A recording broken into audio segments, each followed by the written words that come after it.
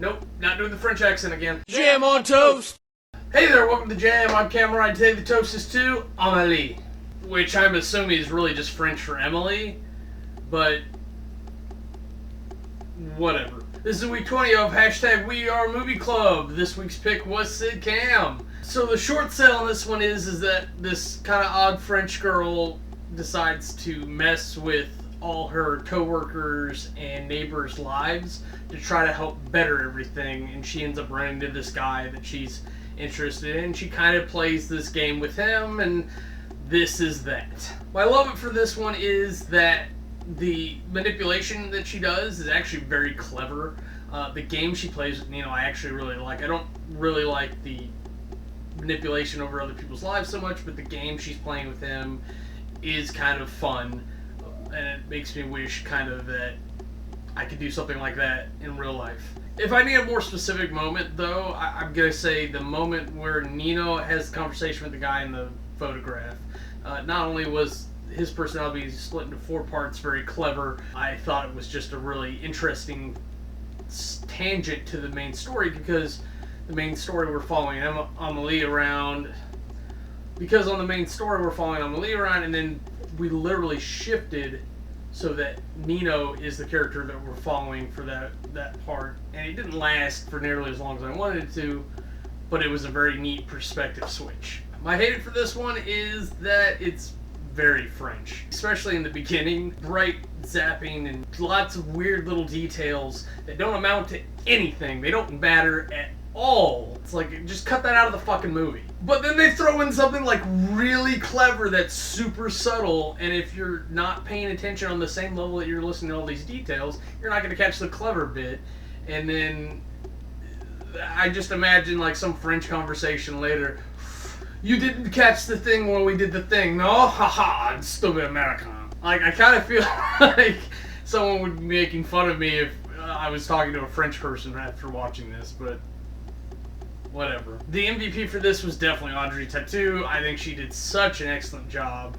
And if you take the language out of the equation and you watch how she acts with her face for the most of the movie. It's not so much in her delivery, but it's very much in her physical delivery of the acting. Not even necessarily the lines. Granted, I'm reading the lines for most of this because this is subtitled, but like that's where I noticed her good acting was in her presentation, her face, when we're noticing just the very quiet scenes and she's just lining up, or she's looking at something, or like she's doing that nervous thing where she's behind him writing on the glass. But let's get on to the categories. Aesthetics. Granted, this is a French movie, but I found a lot of it to be very French, and it sounds stupid to even say that, but it applies. You watch, especially in the beginning when they're doing all those cuts and those bright switches and changes and a lot of shock value there, and then like they go into these long, slow, sweeping scenes where like they're gradually building you up in the information. I really like the slower stuff. I don't like the beginning stuff, but the swap back and forth is what I understand like a lot of French film to be. It's like, oh, you do this and you do that, and it's all about visually playing with the audience.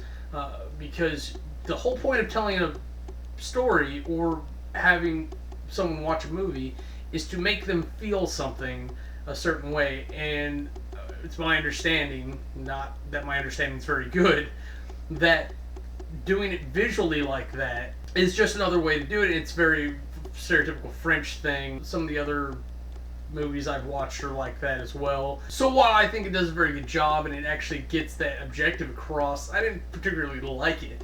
That doesn't mean it's bad, it just wasn't my particular cup of tea for how everything's done. But I do really like the quiet moments in this movie a lot. Amelie definitely has those, and then there's a lot of scenes where she's like looking through a window at her neighbor, and her neighbor's looking at her, or the thing where she drops off a videotape for him. All a very cleverly written movie, if nothing else. And I mention the writing because the writing is what sets up these scenes for the aesthetics, and they really do a good job. Not only is it really well produced, but it's shot super well. There's great moving camera scenes. I feel like I should be complaining more because I didn't really like super get into it as a visual art piece, but I am having a lot of trouble finding enough good things to say about this. Aesthetics gets an 88. Character development. They give us a lot of character development, I'll be honest. They do. They give us some very detailed character development. Some very detailed character development we don't need. And because we don't need it, it's unnecessary. It becomes very clear that we don't need that very early on. We don't realize what's important and what's not. So maybe that gives you a surprise factor later on, but like by the time we get to Nino, like it's like, well, why do I care? I know none of this is going to be important. And it turns out that some of it is, and it's like, well, but now I wasn't paying attention because you led me into the wrong direction.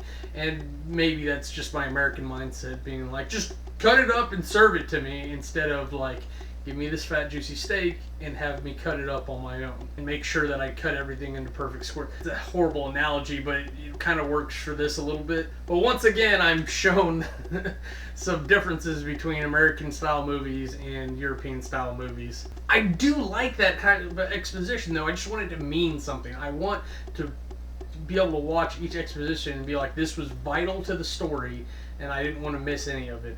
Where you can probably go ahead and cut half of it out. Though it does set up some good scenes for what happens later in the movie, so it's not completely a horrible thing that they did, though. But we do go on a very good journey with Amelie, and we get some very natural character development out of her and Nino, and even her neighbor, I think. We get a lot out of him.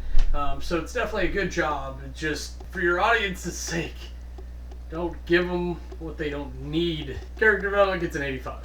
Storyline. I really liked this story. I think it's a very clever idea to take this girl who's just a little odd and set her up so that she can show us how the world can be a little bit different. And set her up so she can show us how she can manipulate it to make it so, and how she copes with not being maybe so personable in an anxiety situation.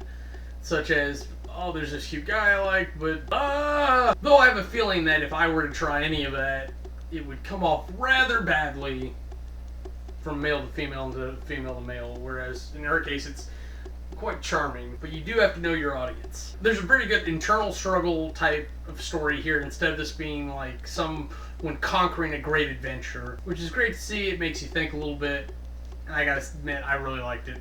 Storyline gets an 88. Compulsion. I really liked this. I thought the movie kept me engaged, but I did feel like it dragged on a little bit. Granted, I watched this when I wasn't feeling well, but I kept dozing off when it got slow, and with that, I really liked the movie. I'd probably even watch this again. I think this is a great movie that if you really have the time to sit down and dedicate to it, this is one that's worth your time to sit down and watch, and possibly watch again. Because I had fun with it and I really like the concepts. Compulsion gets an 85. Now if you total all that up, you get an average of 86.5. For my wrap-up review, I've got to say this is definitely one I would recommend you check out. Granted, you have the time, you don't have a problem with subtitles, but it does take a certain interest, I think, to get interested in this movie. I don't think this is going to be one for everyone. I think this is one you try out, and if you can't take it, French or not, then you get out and you put something else on while you still have a chance early on. Once again, this was a review for #WeAreMovieClub. This week's pick was Sid Cam.